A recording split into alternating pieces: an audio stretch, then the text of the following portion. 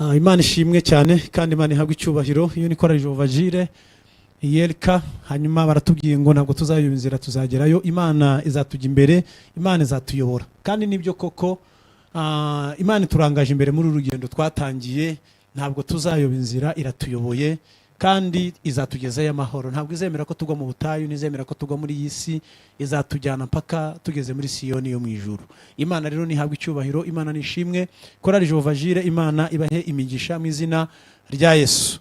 Twari tuvuze ko tukiri kumwe na Pastor Justin GATANAZI, ni umuyobozi w'uyu mudugudu wa Nyarugenge. Munyemerero tumusengera Imana, twari twamaze kumuha ikaze, tumusengere hanyuma akomeze n'ijambo ry'Imana. Imana Data, turagushimiye mu izina rya Yesu. Tugushimiye ko wateguye nanone kandi umukozi wawe ejo waramukoresheje, kandi twumvise ijambo ryawe rwose urimo tubwira ngo tugushake, kandi koko uri Imana ihari, kandi uri Imana ishakwa, kandi uri Imana ishakwa kandi ikagaragara. Hanyuma n'uyu munsi aracyakomeje umugaragu wawe, turamusengeye kugira ngo nanone ntaba ari we, ahubwo izina ryawe rikomeze guhabwa icyubahiro. Turisabye kugira ngo Mwuka Wera aze abane nawe, kandi ubwenge bw'Imana bube muri we, kugira ngo ubwo agiye gusobanura wabure, ahubwo hagaragara icyubahiro cy'Uwiteka. Muhindura umugende wawe muri uyu mwanya kugira ngo imitima ya benshi ifashwe n'ijambo ryawe. Tubisabye Imana mu izina rya Yesu, amen. Karibu. Mwese abari hamwe natwe muri iri teraniro tubahaye ikaze. Imana ibaha umugisha hamwe natwe, kandi twishimiye guterana namwe, ndetse dushimye Imana ubu buntu itugiriye bwo kuba muri iri teraniro. By'umwihariko nshimiye Imana ubuntu bwayo n'imbabazi zayo ingiriye kugira ngo mvuge ijambo ryayo, Imana ikorere muri njyewe. Ibyo rero mbishimiye Imana. Imana yacu nihabwe icyubahiro. Ku bantu rero batanzi, amazina yanjye nitwa GATANAZI Justin. Ndi umupapa, mfite umudamu, mfite abana babiri, umuhungu n'umukobwa. Ndi umupastori mu itorero rya Pentecote ryo mu Rwanda ADPR. Nkaba mbarizwa hano ku mudugudu wa Nyarugenge, nkambarizwa ku mudugudu wa Nyarugenge muri paruwasi ya Nyarugenge mu itorero ry'akarere rya Nyarugenge. Hari igihe no kwivuga nabyo biba ari byiza. Rero ndabasuje mu izina rya Yesu Kristo mwese, kandi mbifuriza amahoro y'Imana. Reka nanone twongere dusome ijambo ry'Imana turimo tuganiraho, ryanditswe mu gitabo cy'umuhanuzi Yeremiya, igice ni cya 29. Turasoma murongo wa 12 hanyuma tugeze ku murongo wa 14. Igitabo cy'umuhanuzi Yeremiya, igice ni cya 29, turasoma murongo wa 12 hanyuma tugeze ku murongo wa 14. Kandi muzanyambaza, muzagenda munsenga, nanjye nzabumvira. Muzanshaka mumbone, nimunshakana umutima wanyu wose. Nzabonwa namwe, niko Uwiteka avuga, kandi nzagarura abanyu bajyanywe ari imbohe. Nzabakoranya mbakuye mu mahanga yose n'ahantu hose aho nari narabatatanirije, niko Uwiteka avuga, kandi nzabagarura aho nabakuje mukajyanwa muri imbohe. Turimo turaganira ku ijambo ry'Imana rivuga gushaka Imana n'umutima wacu wose no kuyikorera n'umutima utunganye. Gushaka Imana n'umutima wacu wose, cyangwa se gushaka Imana n'umutima wawe wose. Iri jambo rigaragara muri uru rwandiko Yeremiya yandikiye abantu bari mu bunyage. We yari yarasigaye i Yerusalemu, hanyuma yandikira abayuda bari mu bunyage hariya i Babuloni, abandikira uru rwandiko rurimo ubuhanuzi Imana yari yamuhaye kugira ngo abagezeho. Bari barahuye n'abahanuzi b'ibinyoma barimo bababwira yuko bazataha vuba. Abahanuzi b'ibinyoma bagahanura bashingiye ku bibazo abantu bari bafite, n'irari bari bafite byo gusubira iwabo vuba, no kuba bari barambiwe ubuhungiro. Kuba utari iwanyu ni ikintu kigoye, kuba utari iwanyu ni ikintu kibabaza mu by'ukuri. Abahanuzi rero bahanuraga bashingiye kuri ako kababaro abo bantu bari bafite, bashingiye ku kababaro ndetse n'ibyifuzo bari bafite byo gutaha vuba. Imana rero ikoresha Yeremiya kugira ngo yandikire abantu bari mu bunyage. N'ubundi bari baragiye mu bunyage kubera ko bari baratandukanye n'Uwiteka. Ku munsi w'ejo twagerageje gusobanura bihagije ibyerekeranye no gushaka Uwiteka. Bari baratandukanye n'Uwiteka, niyo mpamvu bari hariya mu bunyage. Hanyuma mu nama Imana yabagiriye, ubundi Imana irashaka yuko tuyishaka. Kandi hano muri iri jambo twasomye, Imana yagaragaje ko igiboneka. Imana irashaka kuboneka irashaka yuko tuyigira, irashaka yuko tuyitunga, irashaka kubana natwe no kugendana natwe. Niyo mpamvu itugira inama yo kugira ngo tuyishake, kubera ko ni natwe binafitiye akamaro cyane kuruta uko byagirira akamaro Imana. Gushaka Imana nitwe bifitiye akamaro cyane. Hanyuma rero Yeremiya nyine arabandikira, harimo iri jambo Imana yavugiye muri we, iramubwira ngo ubagire inama banshake, kandi nibanshaka bazambona. Imana igiboneka y'abantu bashatse Imana, Imana igishakwa kandi yarangiza ikaboneka. Y'abantu bashatse Imana rero Imana iraboneka. Hanyuma Imana irabwira ati rero muzajya munyambaza cyangwa se muzandamya. Irangije avuga ati muzagenda munsenga, nimugenda munsenga kandi mwarangiza mukanshakana umutima wanyu wose, nzabumvira kandi nzanabagarura. Ndetse inyungu zizavamo, ikintu bizabyara kunshaka mukanshakana umutima wanyu wose, nuko nzabagarura aho mwatataniye hose, nkabagarura mu gihugu cyanyu. Rero gushaka Imana bifite umumaro. Yenda ejo niho hantu uzatinda ku buryo bukoreshwa mu gushaka Imana. Hanyuma rero twagerageje ku munsi w'ejo gusobanura gushaka Imana icyo bisobanuye. Twavuze byinshi, dutanga ingero zerekeranye n'ukuntu ushobora gushaka umuntu utigeze ubona, akakubwira ngo unsange hano, warangiza ukagerageza kuba wamugeraho. Uburyo ugerageza kuba wagera kuri uwo muntu. Umuntu ashobora no gushaka ikintu, n'uburyo ugerageza kugira ngo ubashe kubona ikintu wumva ushobora kuba ukeneye. Twavuze ko ushobora kuba uri no kumwe n'umuntu, hanyuma mwarangiza mugatandukana, mu by'ukuri utabishakaga ukongera ukamushaka. Tuvuga ko no mu mwuka birashoboka. Twabonye ko Mariya na Yosefu ntago babaye maso, hanyuma ntibamenye uko Yesu batandukanye. Ari ikiza bakoze nuko basubiye Yerusalemu baragenda bajya kumushaka, kuruta uko abantu benshi cyane bajya biyumva ko batagisabana na Yesu, hanyuma ntibatera intambwe yo kongera gushaka gusabana n'umwami wacu Yesu Kristo. Ugasanga barabiretse, ntago bari kumva ko ari ikibazo kuba batari gusabana na Yesu. Mu by'ukuri ntibumve ko ari ikibazo, ku buryo bakongera gushaka ubusabane bwabo hamwe na Yesu Kristo. Rero twabonye ko Imana tugira inama yo kuyishaka, hanyuma tubona ko Imana igiboneka. Y'abantu bashatse Imana, Imana iraboneka. Kandi umuntu agatunga Imana umuntu arayigira, iratungika. Urayigira mu mutima wawe, ukayigira mu buzima bwawe, mukagendana, ukayumva, Imana ikakumva. Ibyo bintu rwose birashoboka. Twarabibonye aho Yesu yavuze mu butumwa bwiza bwe uko bwanditswe na Yohana mu gice cya 14 umurongo wa 23, ahavuga ngo Yesu aramusubiza ati umuntu nankunda azitondera ijambo ryanjye, na data azamukunda, tuzaza hari tugumane nawe. Data wa twese, umwana ari we Yesu Kristo ndetse n'umwuka wera, baraza bakabana natwe, tukabatunga, bakabana natwe kandi bakagumana natwe, kandi bagumana natwe ku manywa, bagumana natwe nijoro, mu gihe cy'imvura, mu gihe cy'izuba. Ibihe byose Imana ushobora kuyigira mu buzima bwawe, ukayigira mu butatu bwayo bwera, ukayigira ikabana nawe ahantu uri, aho ababyeyi bawe batari, aho umuryango utari, aho inshuti zitari, uri wenyine. Imana ishobora kubana nawe kandi ukayumva, ushobora kumva ijwi ryayo, ushobora kwakira imbaraga zayo, nayo ishobora kukumva. Hari n'igihe ikubwira ati mwana wanjye komera, ikaza ikakuganiriza, ukayumva, ukayibona, nayo ikakubona, nayo ikakumva. Ibyo rwose bijya bibaho. Uyu munsi wa none rero ijambo ry'Imana ngira ngo tuganire, nkuko nabisezeranije ku munsi w'ejo, ni ijambo rivuga ngo ninde ugomba gushaka Imana kandi kubera iki? Ninde ugomba gushaka Imana? Ushobora kuba uri aho ngaho ukumva ikintu cyo gushaka Imana ntabwo kikureba, ariko muri uyu mwanya uri buze gusobanukirwa ngo ninde ugomba gushaka Imana. Ninde ugomba gushaka Imana? Ni umuntu wize, ni umuntu utarize, ni umugufi, ni umuremure, ni umuntu udakijijwe, ni umuntu ukijijwe? Ninde mu by'ukuri ukwiriye gushaka Imana? Yaba ari umukristo, yaba ari umupastori, yaba ari umaze kuba umukristo birangira aho ngaho. Mbese ninde mu by'ukuri ugomba gushaka Imana? Ese nawe waba uri mu mubare w'abantu basaga mu by'ukuri gushaka Imana? Umuntu wa mbere ugomba gushaka Imana ni umunyabyaha. Umunyabyaha, iyo tuvuze umunyabyaha tuba tuvuze umuntu utarakiriye Kristo nk'umwami n'umukiza.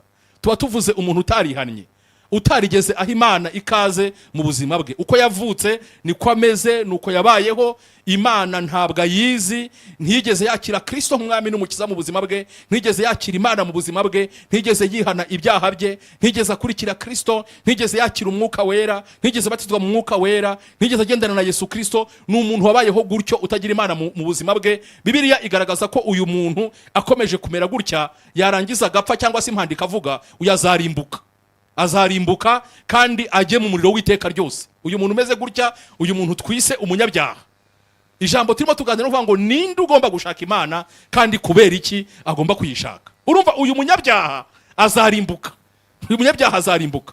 umuntu utarakiriye Kristo, umuntu utarihannye ibyaha bye ngo ahindukirire Imana, Imana ize mu buzima bwe. Kwakira Kristo no kwihana ibyaha byawe ngo wizere umurimo Yesu yakoreye ku musaraba igorogota. Uyu ni umuntu wa mbere mu by'ukuri ukwiriye gushaka Imana, kubera ko natayishaka ngo ayituze mu buzima bwe, ibane nawe mu buzima bwe, nadashaka Yesu Kristo ngo amwakire nk'umwami n'umukiza, uyu muntu mu by'ukuri azarimbuka. Azarimbuka, niko ijambo ry'Imana bigaragaza. Impanda ivuze atari yakira Kristo, atari yihana, atari yizera Kristo, atari yakira Imana mu buzima bwe, kugira ngo Imana yo mu buzima bwe imuyobore agendane nawe, uyu muntu mu by'ukuri azarimbuka. Rero impamvu uyu munyabyaha agomba gushaka Imana ni ukugira ngo atazarimbuka. Niko ijambo ry'Imana ribivuga, niko ijambo ry'Imana ribivuga. Nusoma Yohana igice cya 3 umurongo wa 16, hari umurongo abantu benshi bazi cyane, n'abana mu ishuri ryo ku cyumweru barawubigisha. Umurongo uvuga ngo kuko Imana yakunze abari mu isi cyane, byatumye itanga umwana wayo w'ikinege kugira ngo umwizera wese. Ubwo yo haje ijambo ngo umwizera wese, ubwo haje nk'abantu bose. Haje nk'abantu bize n'abatarize, haje nk'abazungu n'abirabura, haje nk'abakene n'abakire, hajemo abantu bavuga indimi zitandukanye, hajemo abantu bafite amabara y'uruhu atandukanye, hajemo abantu bize n'abatarize, abatunze n'abadatunze. Abo bose bajemo kugira ngo umwizera wese atarimbuka, ahubwo ahabwe ubugingo buhoraho. Imana yacu yahabwe icyubahiro. Rero uyu muntu akwiriye gushaka Imana kugira ngo ahabwe ubugingo buhoraho.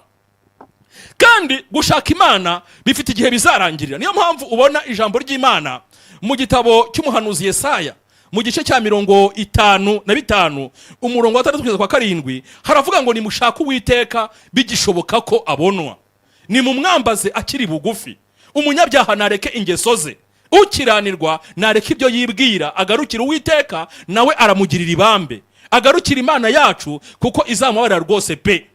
Hano ijambo ry'Imana ritubwiye ko uyu munyabyaha akwiriye gushaka Uwiteka bigishoboka yuko abonwa. Ni ryari umuntu agomba gushaka Uwiteka? Ni nonaha.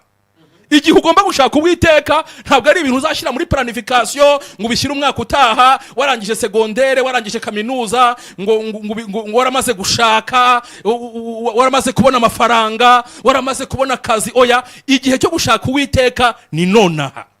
Ku munyabyaha ni nonaha. Bibiliya iratubwiye ngo nimushaka Uwiteka bigishoboka ko abonwa. Bivuze ngo hari igihe kigera gushaka Uwiteka ntibishoboke.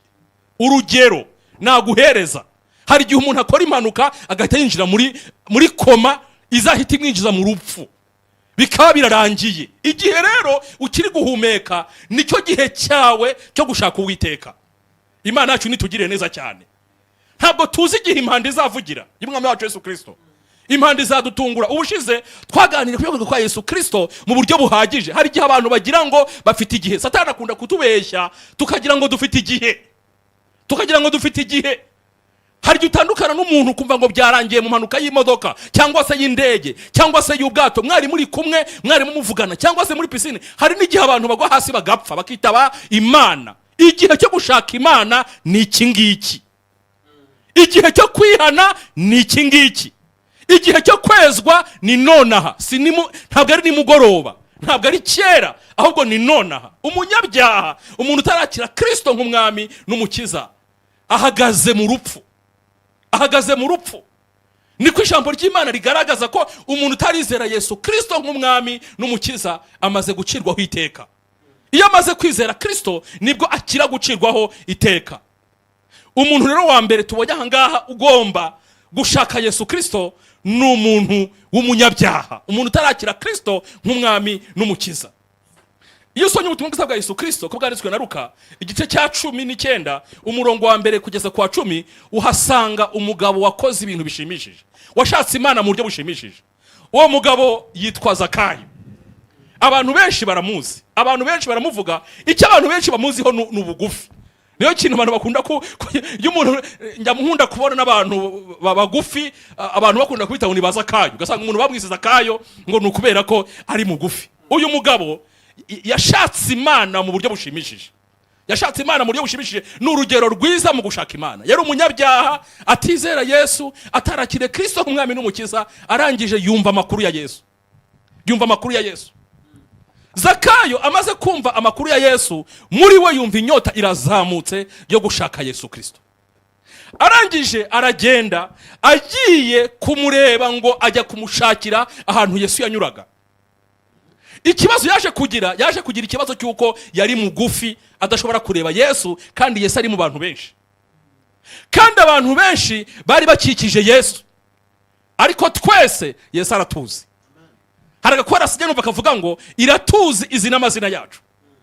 Zakayo ntabwo yarebye icyubahiro cye. Nusoma neza iri jambo ry'Imana aha nkubwiye uzasanga ko Lazaro yari umukoresha w'ikoro mukuru, ariko sinzi n'abantu bajya bakitaho. Hari abantu bazi ngo yari umukoresha w'ikoro gusa. Oya, yari umukoresha w'ikoro ukuriye abandi bakoresha b'ikoro. Yari umukoresha w'ikoro mukuru, bivuze ngo yari umuyobozi. Abonye kubona Yesu yahuye n'inzitizi mu gushaka Yesu.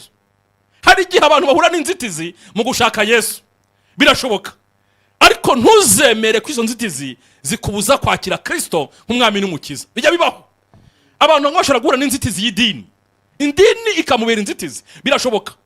Hari n'igihe abantu bamwe bahura n'inzitizi y'abandi bantu bavuga ko bakire Kristo nk'umwami n'umukiza. Aba bantu Yesu yabavuzeho bitwa abafarisayo, arabwira ati mwandyarya mwe, mwahagaze mu muryango ntimwinjira mu ijuru, mubuza n'abandi bantu kwinjira mu ijuru. Mwabaye igisitaza, mwafunze inzira ijya mu ijuru. Bijya bibaho. Urabona Yesu, abantu bazitiye Zakayo kureba Yesu, harimo n'abigishwa ba Yesu, harimo abantu bagendana na Yesu. Abantu bagendana na Yesu nibo bazitiye Zakayo kureba Yesu, bagendanaga na Yesu. Rero birashoboka yuko mu bantu bari mu itorero bashobora kubera inzitizi abantu bamwe, ntabwo mvuze bose, bashobora kubera inzitizi abandi bantu kugira ngo batakira Kristo nk'umwami n'umukiza, bitewe nuko imbuto bera ari imbuto zishaririye. Ibyo bishobora kubaho rwose, kubera ko kwizera Imana kwabo biri ku munwa, mu bikorwa ntabwo birimo. Nibira Yesu by'abafarisayo ngo mwandyarya mwe, mwahagaze mu muryango, ntimwagiye mu ijuru, mwahagaze mu nzira, n'abashaka kurijyamo mubabuza kujyayo. Abantu bari kumwe na Yesu bavuga ko turi kumwe na Yesu uyu munsi wa none, dukwiriye kwigenzura neza niba tutari inzitizi ku bantu bashaka Yesu. Hari igihe dushobora kuba inzitizi ku bantu bashaka Yesu, tukaba inzitizi. Birashoboka inzitizi zaba nyinshi zijyanye no gushaka Yesu, zaba nyinshi. Satani agira n'ibinyoma, hashobora kubaho n'ibinyoma bya Satani. Abarokore nta bwenge bagira, ariko se mu by'ukuri abarokore nta bwenge bagira. Hari usanga bavuga ngo abarokore nta bwenge bagira, abarokore barasaze. None se mu by'ukuri twarasaze? Satani hari ibinyoma. Umugabo wabaye umurokore ntagagira ubwenge.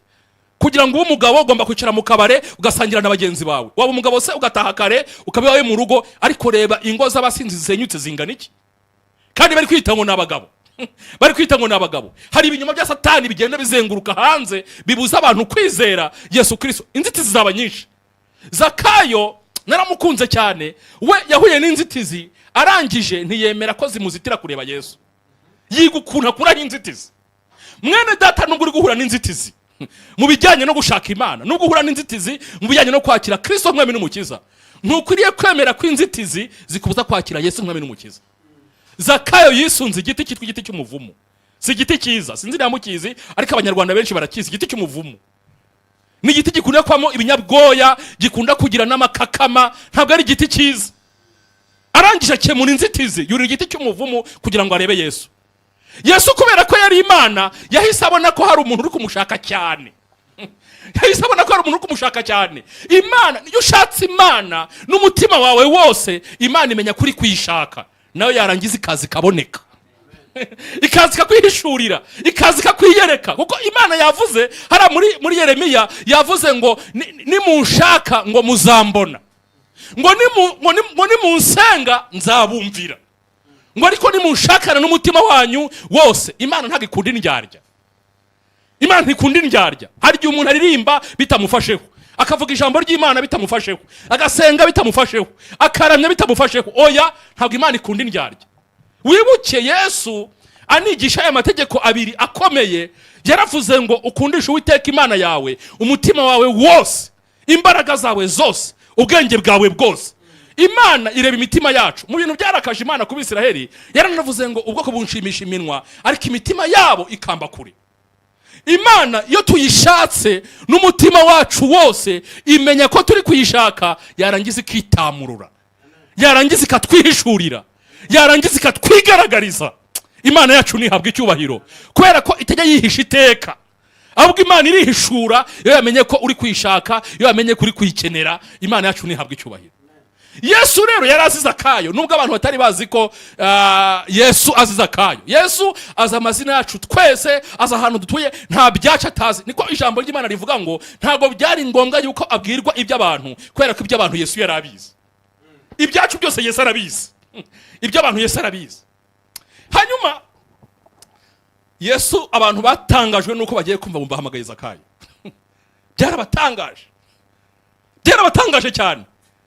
Yesu anyuze impande ya wa muvumu, kubera ko yabonye ko Zakayo ari kumushaka cyane.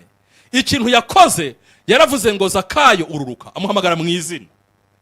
Zakayo ururuka, kubera ko uyu munsi nkwiriye kurara iwawe. Zakayo, ikintu gigiye gutuma Yesu arari we ni ririya shyaka, nuriya mwete yashakanye Yesu n'umutima we wose, nubwo yari umunyabyaha abantu bose bamuvuma. Kubera ko Yesu mu kirubanza ngo agiye gusangira ate n'umukoresha w'ikoro, ngo agiye gusangira ate n'umunyabyaha. Yesu aragenda ajya kurara kwa Zakayo. Ageze kwa Zakayo haba impinduka. Imana yacu nihabwa icyubahiro. Ageze kwa Zakayo haba impinduka. Iyo wakiriye Yesu haba impinduka mu buzima bwawe, keretse niba atari Yesu wakiriye. Ariko kwakira Yesu hari igihe abantu tubivugisha umunwa tukumva ari ikintu cyoroshye, ariko iyo umuntu yakiriye Kristo mu buzima bwe haba impinduka. Hari abantu bavuga ngo bakiriye Kristo, washaka impinduka mu buzima bwabo ukazibura. Kwakira Yesu bituma mu buzima bwacu haza impinduka. Nta muntu wo kwakira Yesu ngo areke kutaba impinduka mu buzima bwe. Zakayo arangije atangira kwihana, atangira kwatura, avuga yuko ari umwambuzi, arabyatura. Aravuga ngo umuntu wese nambuye ndabimuriha inshuro enye. Nawe ibaze, ashyiraho n'inyungu, ashyiraho n'ibihano by'ubukererwe by'igihe yatindanye imitungo yabo. Imana yacu nitugiriye neza. Aravuga ati ngewe ndiha igihano, abantu bose nagiye nambura ndi bubishyure ibyo nabambuye. Arega ntushobora kuyoberwa umuntu wahemukiye. Hari igihe abantu bijijisha, ariko niba warahemukiye umuntu ntabwo wabyibagirwa ko wahemukiye umuntu, ntabwo bishoboka. Zakayo we aravuga ngo umuntu wese nambuye ndabimuriha, nshyizeho n'ibihano by'ubuke, nshyizeho n'ibihano by'igihe namaranye umutungo we. Ndafata wa mutungo namwambuye nge nkukuba inshuro enye, ndamwishyura nk'uby'inshuro enye. Arangije akora n'umurimo mwiza. Twavuze ngo gukorera Imana n'umutima wacu wo ugize gute, utunganye. Ntabwo wakorera Imana umutima wawe udatunganye. Abantu b'i Makedoniya Bibiliya ibavuga neza ngo baratanze, ngo batanga birenze ubushobozi bari bafite. ngo kandi ngo Imana ngo irangije ngo kubera uko kuntu bakoze ngo iraza ibaha ubutunzi burangije burasesekara, ngo burangije burasaga. Umva nkubwire mwene data, hari igihe turwana n'abantu, mutanga amaturo, mutanga icyacumi, mutanga amafaranga y'inyubako, bamwe bakabikora babikunze, abandi bakikurura. Umva nkubwire mwene data, ntushobora gutanga ikintu ku murimo w'Imana umutima wawe utari wawuha Imana. Ntabwo bishoboka. Abantu batanga ntabwo ari abafite ibintu byinshi. Abantu batanga ni abamaze gufata imitima yabo bakayitanga, bakayihereza Imana. Kubera ko iyo utari wafata umutima wawe ngo uhereze Imana, nta nubwo ubuzi n'impamvu, nta mpamvu ibihari uba ufite yo kugira ngo utange kubera umurimo w'Imana. Nta mpamvu ihari. Urabona ko Zakayo yari igisambo. Yari igisambo kubera iki? Ntafite Yesu mu buzima bwe. Amaze kwakira Yesu nk'umwami n'umukiza, yatuye ko ari iki? Ari umujura. Yatuye ko ari igisambo. Arangije kubyatura yishyura amadeni y'abandi yari yarambuye. Hari abantu bambura kandi bafite uburyo bwo kwishyura. Ni icyaha. Escroquerie, abantu bambura ubwambuzi bushukana. Abantu bakambura bafite uburyo bwo kwishyura, barangiza ntibishyure kubera kwikunda no kwirebaho no gushaka gutera imbere, birengagije abandi bantu. Cyo kintu ni icyaha. Zakayo urumva afashe iby'abandi abyirunzeho, ariko amaze kwakira Kristo arihannye, ibyo yambuye arabisubije. Arangije aravuze ngo 1/2 cy'ubutunzi bwanjye ngiye kugihereza abakene. Ntabwo nari nabona umuntu utanga gutya. kuva nakizwa ntabwo nigeze mbona umuntu utanga gutyo. Uvuga ngo kimwe cya kabiri cy'ubutunzi mfite ngiye kugihereza abakene. Nta nubwo nari nabona umuntu uvuga ngo umushahara nzahembwa ku kwezi kimwe cya kabiri nzagihereza abakene. Ntabwo nari namubona. Bashobora kuba bahari ariko ngiye ntabazi. Hari igihe baba bahari ntabazi. Ariko iyo umuntu amaze gutunganya umutima we, iyo umuntu amaze gushaka Imana, Imana ikaza mu buzima bwe. Iyo umuntu amaze gushaka Yesu, Yesu akaza mu buzima bwe. Ikintu gikurikiraho nuko akora imirimo. Akora imirimo. Akora imirimo y'Imana. Arayikora rwose. Kandi akayikora afite umutima utunganye. Navuze ngo utaraha Imana umutima wawe. Buriya abantu tuyobora itorero, twagombye kumenya ko niba umuntu ataraha Imana umutima we, ntashobora kwiha amafaranga. Kandi umuntu uhaye Imana umutima ntabwo yakwima Imana amafaranga. Kubera ko umutima niwe ukomeye kuwutanga kuruta gutanga amafaranga. Gutanga amafaranga. Biragoye cyane gutanga amafaranga utari watanga umutima. Kandi rero nibiroroshye gutanga amafaranga n'ibintu mu gihe watanze umutima. Zakayo yatanze umutima bimufasha no gutanga n'ibindi bintu. Imana yacu nitugire neza. Yihaniye neza Zakayo. Arangije akora imirimo. Iyo umuntu amaze gushaka Imana akayibona mu buzima bwe, akora imirimo Imana yamusabye gukora. Umuntu wa kabiri ugomba gushaka Imana. Natinze ku muntu wa mbere kubera ko uyu muntu wa mbere abakeneye ibisobanuro bihagije. Abakeneye ibisobanuro bihagije. Abandi babiri ngiye kubavugaho nihuta. Umuntu wa kabiri ukeneye gushaka Imana ni umukristo wagize intege nke. Ni umukristo wagize intege nke. Nusoma Zaburi ya 51 umurongo cyangwa se yose uzayisome. Zaburi ya 51 uzasome icyo gice cyose, uzahasanga Dawidi ari mashaka Imana mu buryo bwo kwihana kubera ko yagize intege nke. Ni umuntu Imana yari yatangiye ubuhamya ko afite umutima umeze nk'uko Imana ishaka. Ni umuntu wari ufite ubuhamya bukomeye cyane. Imana yakuye mu ishyamba irangije imugira umwami. Yari yararwanye na Goliyati aramunesha. Yari yarahanganye na Sawuli ntiyakiranirwa ngo akora icyaha, ariko amaze kuba umwami, amaze kudamarara, akora ibyaha bikomeye.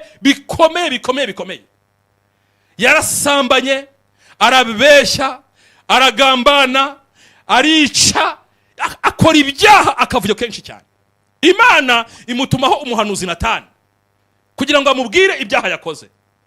Dawidi icyo mukundira hano yahise aca bugufi arangije arihana. Uyu munsi wa none abantu benshi iyo bahuguye, iyo babwiye ko bagize intege nke, ngo babwire ngo bashake Imana, bajya impaka. Akajya impaka, ibintu mbwira sibyo, izo mpuguro sizo n'ibiki byose, ugasanga agiye impaka.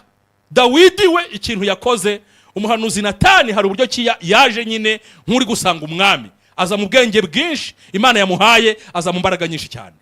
Dawidi iyi Zaburi ya 51 ni Zaburi y'ukuntu yihannye. Arihana, asaba Imana imbabazi, ararira. Nuza kubona kanya uza kuyisoma uri buze kubona urugero rwiza rwo kwihana. Abana b'Imana dukwiriye guhora twisuzuma, tugashaka Imana mu buryo bwo kwihana. Yenda tuzatinda ku buryo bwo gushaka Imana yenda ku munsi w'ejo Imana nidushoboza, ariko dukwiriye kuba abantu bihana ibyaha, nitube stoke y'ibyaha mu bugingo bwacu. Niba wumva ishyari ryagufashe ukaryihana, niba wumva amahane yagufashe ukayihana, niba wumva umujinya wagufashe ukawihana, niba wumva hari rari ryagufashe ukaryihana, niba wumva hari ibintu bibi byinjiye mu mutima wawe, ntukwiriye kubitindira nk'umwana w'Imana, ukwiriye kubyihana mu buzima bwawe. Rero umuntu wa kabiri ukwiriye gushaka Imana ni umuntu wagize intege nke, akagira ibintu runaka agwamo. Ni umukristo. Uyu ni umuntu wari usanzwe akijijwe ariko yarangiza akagira intege nke. Kugira intege nke si ngombwa yuko uzimaramo igihe kirekire. Ushobora kuzimaramo igihe kirekire cyangwa se igihe gito birashoboka. No mu mwanya mutoya wagira intege nke. Burya y'icyaha cyagutsinze ugasanga waneshejwe, burya wagize intege nkeya. Ni byiza ko hahita hakurikiraho gushaka Imana mu buryo bwo kwihana. Dawidi ni urugero rwiza rwo kwihana muri Zaburi ya 51. Icya gatatu ari nacyo ngiye gusorezaho, ni abantu bafite ubugingo buzima ariko bifuza gukomeza gutera imbere mu by'umwuka. Kubera ko gukura mu by'umwuka ntibijya bihagarara. Gukura mu by'umwuka ntabwo bigomba kujya ntabwo umuntu ahagarara gukura. burya gukura birangira umuntu yapfuye. Gukura bigomba kurangira umuntu yapfuye. Hari igihe abantu bamara igihe mu itorero bakumva bararangije gushaka Imana ntibibareba, gukura mu by'umwuka ntibibareba. Ariko Daniyeli ni urugero rwiza. Namufashe muri Bibiliya, nari kuvuga benshi cyane, ariko igihe nikijya kibitwemerera. Ariko Daniyeli yaba urugero rwiza. Iyo urebye nka Daniyeli mu gice cya 10 cyangwa se ugasoma igitabo cyose, uhasanga Daniyeli yaragize umushinga wo kwirinda kwandura. Ariko ati ngewe mfashe gahunda yo kwirinda kwandura. Yose mu gice cya mbere urabibona. Yirinda kwandura. Ariko iyo ukomeje gusoma, nubwo yagiye agira ibintu byo gusobanura inzozi, hari aho yageze afata umwanzuro udasanzwe wo gushaka Imana mu buryo budasanzwe. Nubwo nta cyaha yari yakoze, nubwo atari yakiraniwe, ariko yumvise ko mu by'umwuka agomba kongera gutera izindi ntambwe. Ijambo ry'Imana riratubwira ngo ntabwo tugomba guhora mu bya mbere bya Kristo. Ntabwo ari ibyaha, ni ibya mbere bya Kristo. Ntabwo ari ibya mbere by'ibyaha, ni ibya mbere bya Kristo. Wowe ibya mbere bya Kristo mu buzima bwawe ntabwo mbizi, ariko ntabwo dukwiriye kuba abantu badindira baguma ahantu hamwe. Tugomba kuba abantu batera imbere. Uzarebe Daniyeli atangira gusenga mu buryo budasanzwe. Ashyizeho gahunda yo gusenga mu gitondo, gusenga saa sita nimugoroba gatatu ku munsi. Agashyiraho gahunda yo gusenga iminsi 21. Nibwo yahishuriwe ibihe by'imperuka. Mbere n'abami barotaga, akaza kurotora inzozi. We ari ntazarota. We nta hishurirwa yagiraga, yasobanuraga beshurirwa y'abandi. Ariko igihe kigeze, ashatse Imana mu buryo budasanzwe, atangira kugira n'amahishurirwa adasanzwe. Atangira kubona ibintu bidasanzwe, atangira kumva ibintu bidasanzwe, kubera ko yafashe ibihe bidasanzwe byo kwegera Imana idasanzwe. Imana nihabwe icyubahiro. Rero n'abakristo bari mu bihe byiza, bagomba gutera imbere muri ibyo bihe byiza. Ntabwo ugomba kuguma muri ibyo bihe byiza urimo. Oya, ukwiriye gutera intambwe ukongera kwinjira mu bindi bihe byiza, kubera ko ijambo ry'Imana ritubwira ngo ntitugahore mu bya mbere bya Kristo. Ijambo ry'Imana rikatubwira ngo tugomba kuva mu bwiza turi kujya mu bundi. Hari umuririmbyi w'ikorasi, hari amakorasi ya kera twajyaga turirimba, abaririmbyi baririmbaga, yaravuze ngo saha gusa hari n'ahandi Imana ishaka yuko ngera. Ntabwo ari aha gusa, ugomba kumenya ko ugomba kuba umukristo ukura, kandi ugakura buri munsi. Hari igihe abantu bagira mu itoro bakicara, bakibera aho ngaho, bakumva byararangiye, barangiza ati sha wowe uri umwana mu by'Imana, wowe uri umwana mu by'umwuka, wavuga ikintu gitoya uri umwana, nuko ukiri umwana. Bo bakumva barangije gukura, n'abantu bari aho ngaho. Nta muntu urangiza gukura mu mwuka, twese dukeneye guhora dukura mu mwuka. Reka nsoreze aha ngaha, hanyuma ku munsi w'ejo tuzareba uburyo bukoreshwa mu gushaka Imana. Bumwe mu buryo bukoreshwa mu gushaka Imana. Ariko iyo dushatse Imana, abantu bagomba gushaka Imana twabavuze. Umuntu wa mbere ni umunyabyaha. Uwa kabiri ni umuntu wagize intege nke. Uwa gatatu ni umuntu uri mu bihe byiza kugira ngo adasubira inyuma, aho kandi kugira ngo adakomeza kuguma n'ahari, kubera ko Imana irashaka yuko dukura. Hari ibindi bintu ishaka ko tubona. Hirya y'igihuru cyaka Mose yabonye, akeneye kumva impamvu igihuru kiri kwaka ntigikongoke. Hirya yo kumva ijwi ry'Imana rimutuma hara muri Egiputa, akeneye kujyayo n'ibindi byinshi. Haracyariho na cya gitare kigomba kududubiza. Haracyariho n'inyanja itukura igomba gucikamo umuhanda. Haracyarimo manu igomba kuzaboneka. Imana ifite ibintu byinshi cyane yaduhishurira. Imana ifite ahantu henshi cyane ishaka kutujyana. Imana iguhereze umugisha mu izina rya Yesu Kristo, amen. Reka dusenga Imana, tujye gusengera abandi, tujye gusengera umuntu ushaka kwihana akakira Kristo nk'umwami n'umukiza. Undi muntu wa kabiri tujye gusengera umuntu wagize intege nke ushaka kwihana ibyaha runaka. Undi muntu wa gatatu tujye gusengera umuntu wumvaga ko yakuze byarangiye mu by'Imana, kandi Imana ishaka yuko akura buri munsi. Imana ishaka kura buri munsi. Tujye gusengera abo bantu kugira ngo Imana idufashe. Abatarakira Kristo bihane bamwakire. Abagize intege nke Imana ibagarure mu buryo, bongere bayishake, bagere mu bihe byiza byo kugira imbaraga z'Imana. Kandi n'abantu bumva ko bari barakuze, Imana idukuremo uwo mwuka, ahubwo Imana iduhereza imbaraga zo guhora tuyishaka kugira ngo igire n'ahandi hantu tugeza mu by'umwuka. Reka mwarimu Nzaramba adusengere kuri ibyo byifuzo. Imana iduhumugisha twese mu izina rya Yesu, amen. Murakoze. Mana Data wa twese uri mu ijuru, Mana ishobora byose, turagushimiye muri uyu mwanya, tugushimiye ijambo ryawe ryiza tumaze kumva. Uri Uwiteka, niryo zina ryawe. turagushimiye mwami Imana ko ijambo ryawe ritumurikira, kandi tugushimiye ko ijambo ryawe riduhaye umucyo kugira ngo mwami Imana tubashe kugushaka. Dusengeye mushiki wacu mwene data akaba atarakizwa, ariko abwiwe ko hari icyo yakora kugira ngo ashake Uwiteka nk'uko Zakayo yabikoze. Yavuye aho yarari araza agira inzitizi yuko atari bubashe kumubona, yurira igiti cy'umuvumu, ariko akora ibishoboka byose kugira ngo abone Yesu. Sengeye mushiki wanye, sengeye mwene data kugira ngo Uwiteka umugirire neza, umuhe uburyo kugira ngo akugereho, uko mu mutima we, uko mu mutima waciye bugufi yifuza gukizwa. Turamusengeye muri uyu mwanya kugira ngo umubabarire, umutunganye, umwandike mu gitabo cy'ubugingo mu izina rya Yesu Kristo. Dusengeye mwene data mushiki wacu nawe waguye agasubira inyuma nk'uko wagiriye imbabazi Davide, kandi niko ijambo ryawe rivuga ngo imbabazi zawe nizo zituma tudashiraho. Dusengeye mwene data nawe wasubiye inyuma, mushiki wacu wasubiye inyuma, kugira ngo Uwiteka Imana wongere umugarure mu nzira, agaruke mu rugendo mu izina rya Yesu Kristo. Sengeye mushiki wacu na mwene data nabo bagihagaze mu buntu bwawe, turabasengeye kugira ngo mwami nabo ukomeze kubuzuza imbaraga, ukomeze kubagirira neza kugira ngo badacogora muri uru rugendo. Twebwe twese turasenze, abateranye, abari hano mu Rwanda, abari mu mahanga, twese turi imbere yawe. Ijambo ryawe ni itabaza, ijambo ryawe ni umutima utera imbaraga. Twese dusabye imbaraga, twese dusabye kongera kuzuzwa mu izina rya Yesu Kristo. Hamwe n'umugaragu wawe utwigishije, twese nabigishijwe, utugirire neza, uduhe imbaraga kugira ngo tudacogora muri uru rugendo, nk'uko wabikoreye Eliya amaze kurya no kunywa ngo akabona imbaraga. Aba ariko natwe uduhe umutima utera imbaraga kugira ngo dukomeze mu rugendo. Eliya byamubayeho ngo acitse intege, ngo arambiwe, ngo uramugaburira, ngo iyo ndayigenderaho iminsi 40 n'amajoro 40, ngo agera i Horebu ku musozi w'Uwiteka. Natwe turacyari mu rugendo, dukeneye imbaraga kugira ngo tuticwa n'inzara mu butayu, tuticwa n'inyota. Dukeneye amazi yo kunywa mu rugendo, ubidukorere mwami mu izina rya Yesu. Urakoze mwami Imana, cyubaro n'ikibi cyawe, ukomeze kubana natwe, kandi twebwe twese abateranye utwiteho kandi uturengere. Tubisabye Imana mu izina rya Yesu Kristo umwami wacu, amen. Yesu abaho umugisha, kandi Yesu abagirire neza abo twari turi kumwe.